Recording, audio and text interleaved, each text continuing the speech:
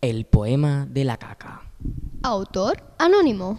De los placeres sin pecar, el más dulce es el cagar. Con un periódico extendido y un cigarrillo encendido, queda el culo complacido y la mierda en su lugar. Cagar es un placer, de cagar nadie se escapa. Caga el rey, caga el papa, caga el buey, caga la vaca.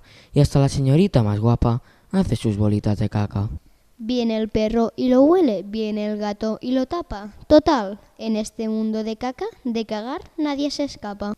Qué triste es amar sin ser amado, pero más triste es cagar sin haber almorzado. Los escritores de baño son poetas de ocasión, que buscan entre la mierda su fuente de inspiración. Vosotros que os creéis sagaces y de todo os reís, decidme si sois capaces de cagar y no hacer pis. Caga tranquilo, caga sin pena, pero no se te olvide tirar de la cadena. El tipo que aquí se sienta y de escribir versos se acuerda, no me vengan a decir que no es un poeta de mierda. En este lugar sagrado, donde acude tanta gente, hace fuerza al más cobarde y se caga al más valiente. Para ti que siempre estás en el baño, caguen tranquilos, caguen contentos, pero por favor, caguen adentro.